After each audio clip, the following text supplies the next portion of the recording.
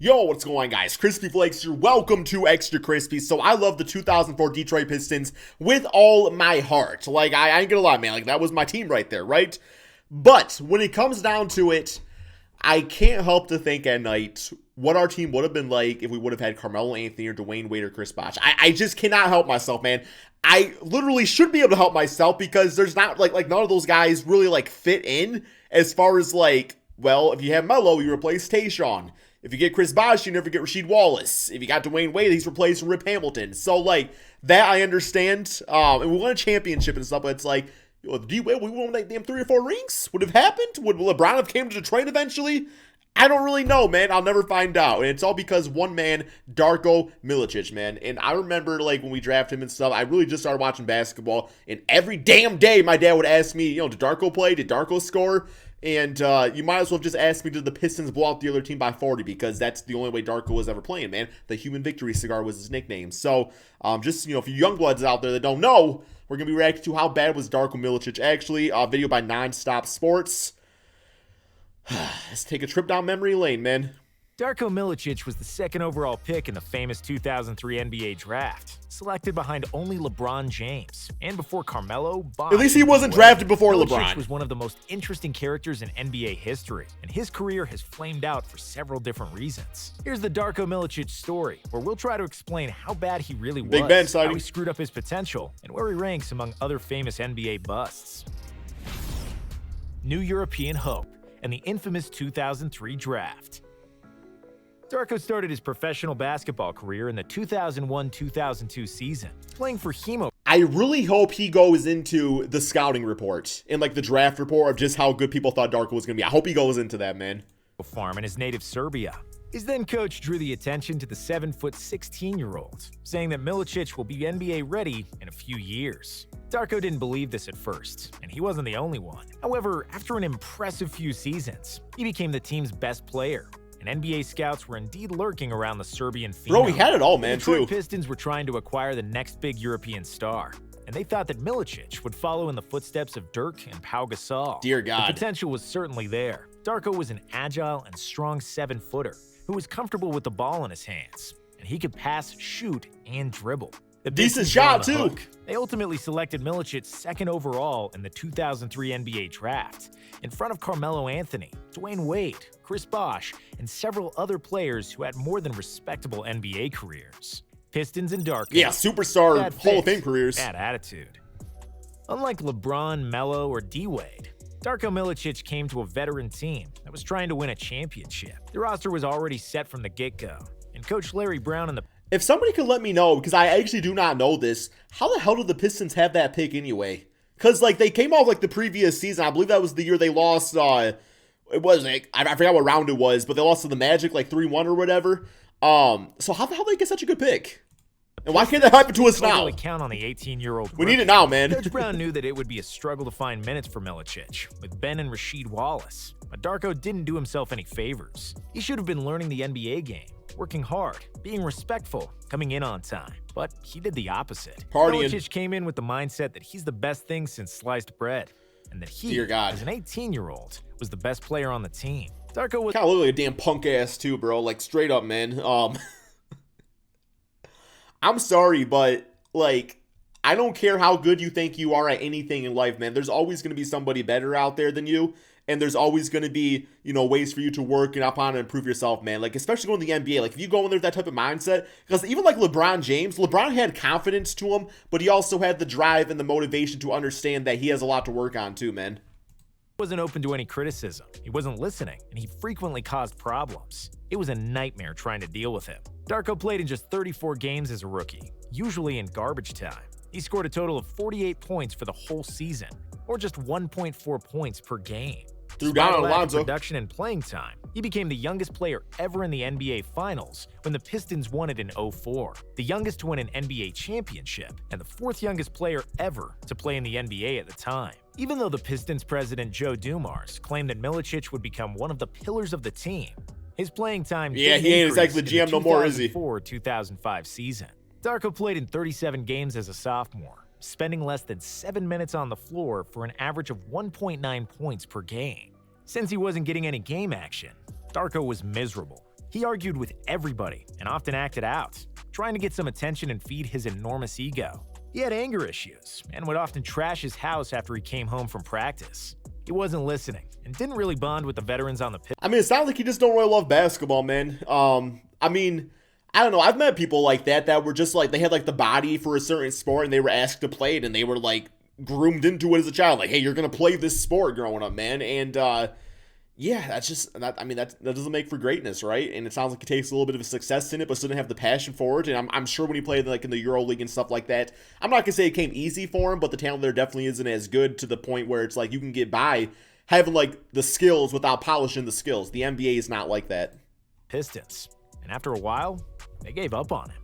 So he took matters into his own hands and started throwing mad parties. The word got out, and soon enough, when the opposing team visited Detroit, many of them ended up at Darko's house because they knew something was always going on there. Really? Milicic had a big house. You know he's throwing damn parties like that. He would often come to practice straight from the party. In his third season, it was much of the same. Darko was getting only a few minutes per game. He was unhappy, and they were unhappy with him. So the Pistons traded him to Orlando in the middle of his third year. In 96 games for Detroit, he averaged just 1.6 points on a horrendous 34% shooting. Resurgence in Orlando, and a new NBA contract.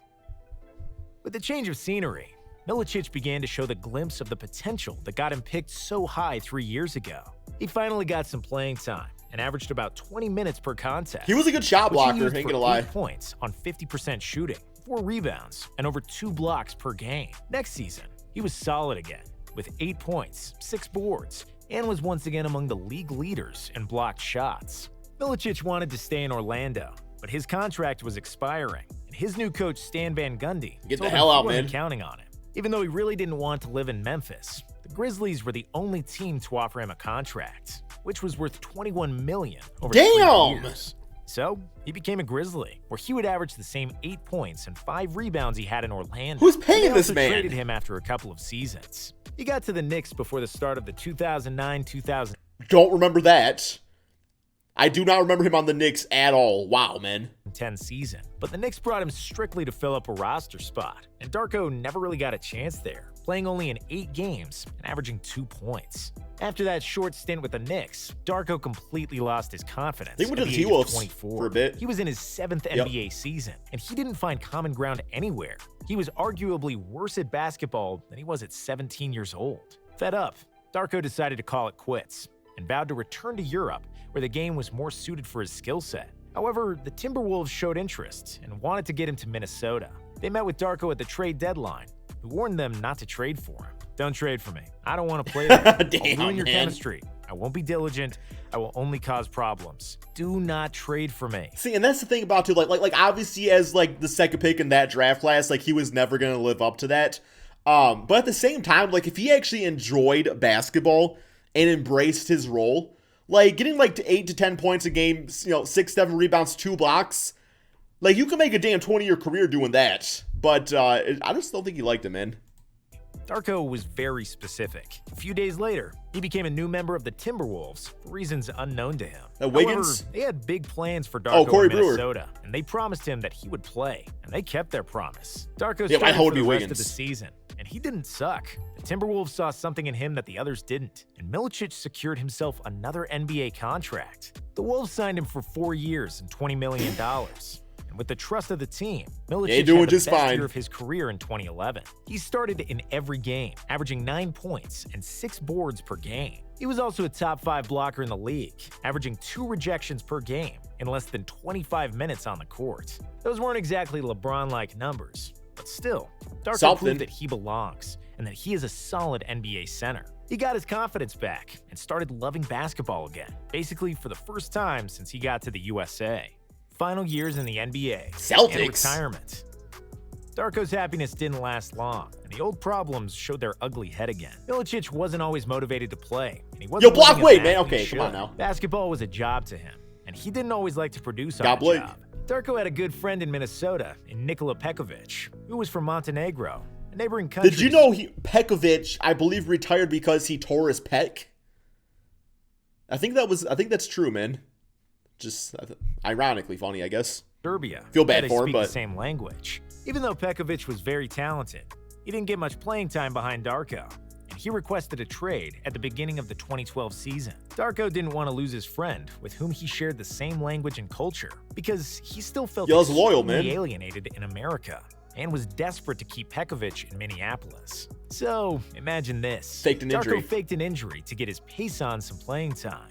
Pekovic used it to the fullest and became a part of the standard rotation, while Darko was relegated to the bench. Milicic only played 29 games in the 2012 season, and was so unhappy during practices that one of his teammates begged not to hurt him or anybody on the team, thinking that Darko might kill himself. The Timberwolves saw that he didn't give a damn about basketball anymore, so they used the amnesty clause to get his contract off the books. Darko then wanted to leave the NBA for good, but his manager insisted that he give Boston a shot, even though Darko knew that he wouldn't be playing. He came to Boston for the 2013 season, and they signed him to be their third center. However, that didn't sit well with Darko's fragile ego, which swallowed too many hard pills already. After 20 games in the season, Milicic was on the court for only 5 minutes of garbage time in one 99? He then decided that was all she wrote. As his teammates were that is a God-given sign right there that you do not care, man. When you choose your jersey number to be no damn number 99, bro.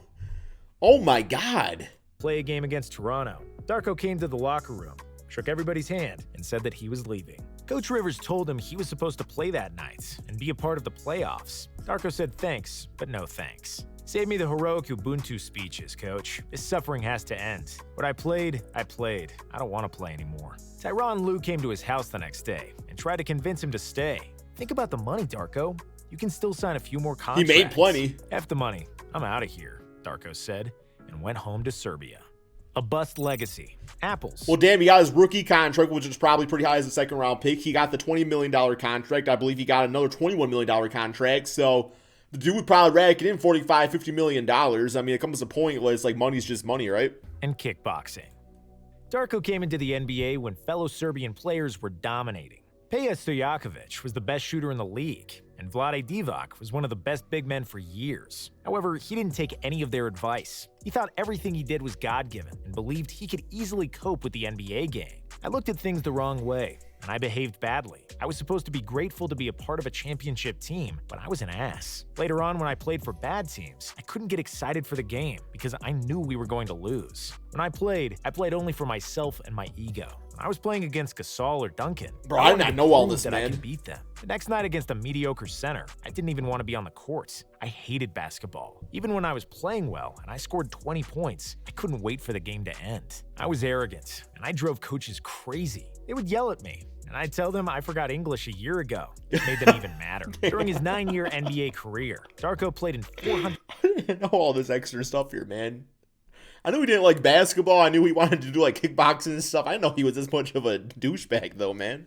Hey, at least he admits it. 68 games. He spent an average of 18 minutes on the court and scored just 6 points per game, which definitely qualifies him as a bust. He earned $52 million, which he admits he didn't deserve. He pissed away a lot of it. $52 million. He also invested some, bought some land, and is now growing and selling apples. Darko also had one professional kickboxing match, which he lost, and where he broke the scale at the weigh-ins. Even though he left the NBA at the age of 27, he could have played for another decade in Europe. He was disgusted with basketball, and he just wanted to run away from it. His biggest problem was always his hot head and immaturity. If he stayed in Europe until he was 21 or 22, and if he didn't have the expectations of a high draft pick, his story would have probably been different, and he probably wouldn't be a bust at all. The approach to my career from the beginning was wrong. I'm not running away from it. My whole life, I'll be a second pick who didn't produce. However, in some ways, I am different from other busts. They wanted to be good, but they couldn't. With me, when I wanted to play well, I could, but I often didn't want to. Darko. That's interesting, man. I